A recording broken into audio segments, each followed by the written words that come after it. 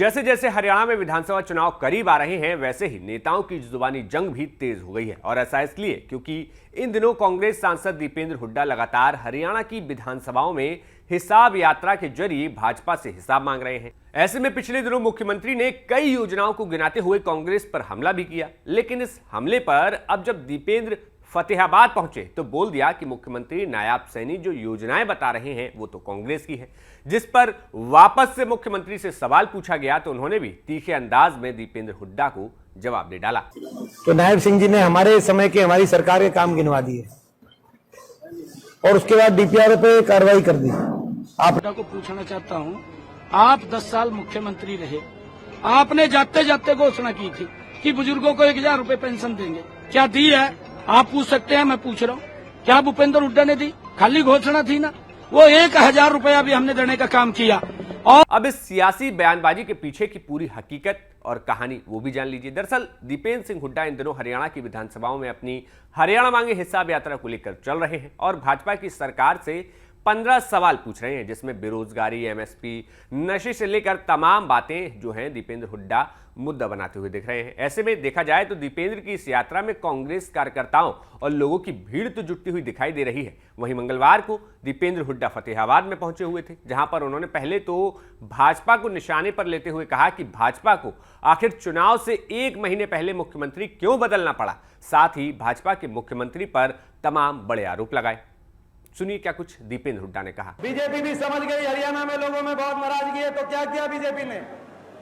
चुनाव से 1 हफ्ते पहले अपने मुख्यमंत्री का चेहरा बदला कि नहीं बदला? अपने मुख्यमंत्री का चेहरा, अपने उप मुख्यमंत्री को बदला, अपने उप मुख्यमंत्री को बदला कि नहीं बदला? अपने उप मुख्यमंत्री को, मुख्यमंत्री का चेहरा बदला, उप मुख्यमंत्री को बदला, अपने प्रदेश अध्यक्ष को बदला। लेकिन बीजेपी वालों, आप क्या बदलोगे? 1 महीने बाद इलेक्शन है, अब तो जनता सरकार ही बदलेगी, आप क्या बदलोगे? हमारे सवालों का जवाब कम देते हैं।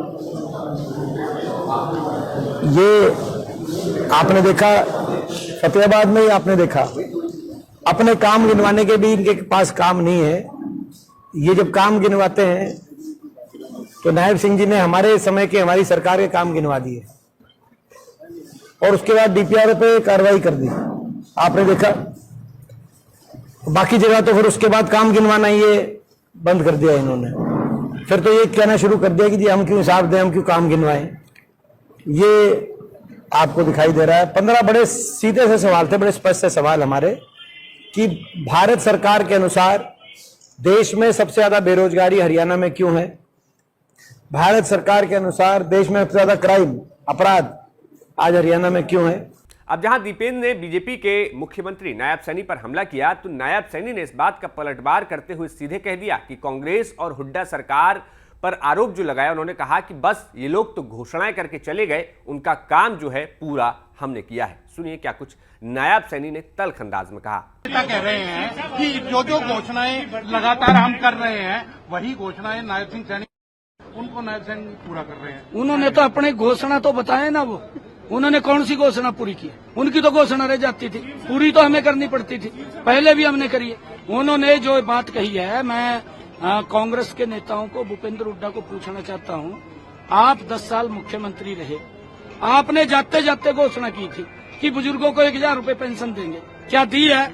आप पूछ सकते हैं, मैं पूछ रहा हूँ, क्या भूपेंद्र हुड्डा ने दी? खाली घोषणा थी ना, वो 1000 रुपया भी हमने देने का काम किया। और हमने 1000 रुपए नहीं, आज बुजुर्गों के सम्मान को हमने 3000 रुपए तक बढ़ाने का काम हमारी सरकार ने किया। तो हरियाणा में चुनाव की घोषणा बस होने को है और बयानबाजी अपने चरम पर पहुंच गई है। ऐसे में अब यह देखना होगा कि कांग्रेस कैसे भाजपा को घेरती है और भाजपा कैसे उसका पलटवार करती है। न्यूज नेशन अब व्हाट्सएप पर खबरों के ताजा अपडेट के लिए न्यूज नेशन के इस QR कोड को स्कैन करें।